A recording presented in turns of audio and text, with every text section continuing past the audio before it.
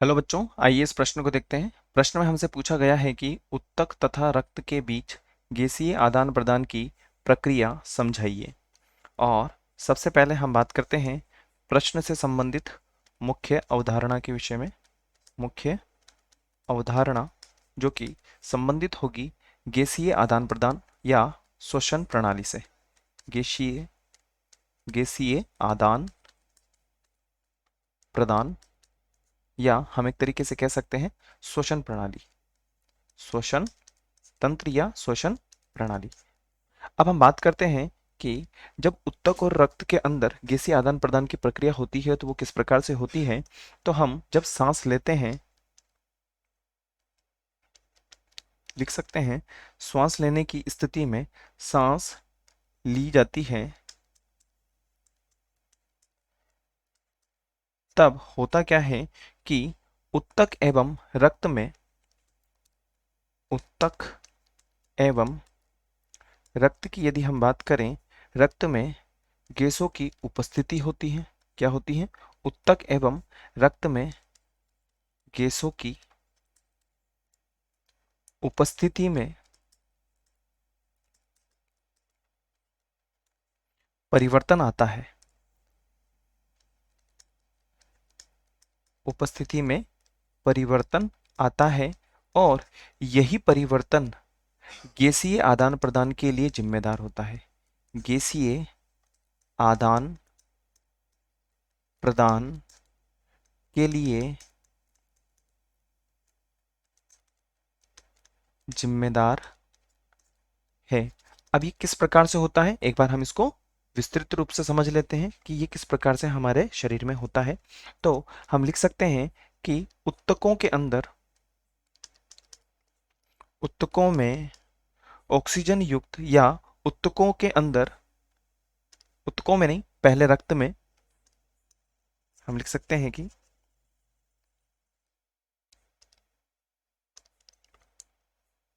पहले इसको उत्तक से ही समझ लेते हैं हम लोग कि उत्तकों में होता क्या है। उत्तकों में ऑक्सीजन युक्त वायु, ऑक्सीजन युक्त वायु मिल जाती है, क्योंकि हमने जब सांस ली है तो सांस में हमने वायुमंडलीय सांस, अर्थात हम एक तरीके से कह सकते हैं कि जो वायुमंडल के अंदर ऑक्सीजन की उपस्थिति है वो हमारी वायु के साथ में मिल चुकी है, और वो हमने जब सांस ली है तो वो हमारे उत्तकों के साथ में मिल चुकी है, मिल जाती है या मिलती है।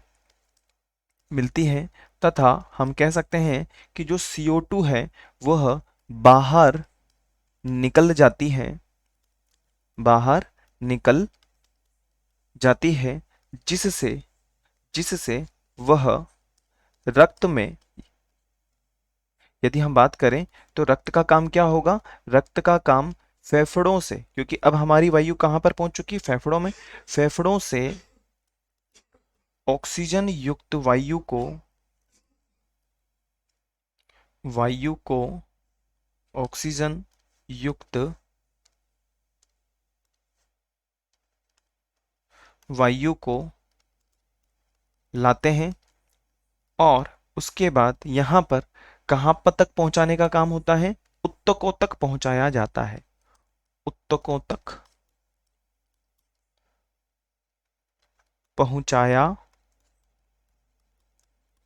क्योंकि पूरे शरीर में अगर हम बात करें परिसंचरण तंत्र के बारे में, तो रक्त के बारे में हम कह सकते हैं कि रक्त पूरी की पूरे शरीर के अंदर एक जगह से दूसरी जगह पे आ रहा है और जा रहा है। तो यहाँ पर आवागमन के लिए जो हमारे पास में साधन है वो क्या हो जाएगा, हमारे पास रक्त हो जाएगा। और रक्त से जो ऑक्सीजन युक्त वायु है वो कहाँ पर पहुंच चुकी है, उत्तक तक पहुंच चुकी है। तो हम यहाँ पर एक बार लिख सकते हैं कि रक्त से शुद्ध वायु, शुद्ध वायु, या हम इसको ऑक्सीजन युक्त भी कह सकते हैं, ऑक्सीजन युक्त वायु कहाँ तक पहुंच चुकी है, उत्तक तक पहुंच चुकी है।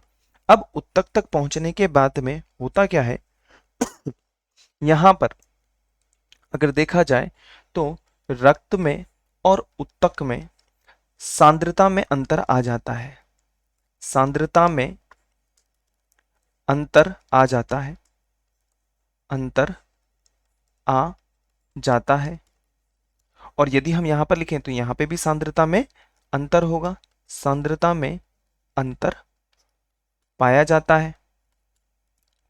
और यही सांद्रता में अंतर, सांद्रता में पाया जाने वाला अंतर गैसीय विनिमय के लिए, गैसीय विनिमय के लिए जिम्मेदार होता है। और इसी विधि द्वारा, इसी विधि के द्वारा रक्त एवं उत्तकों में गैसों का आदान प्रदान होता है। और यही हमारे प्रश्न का वांछित उत्तर है। आशा है आप इसे अच्छी तरह समझ गए होंगे। धन्यवाद।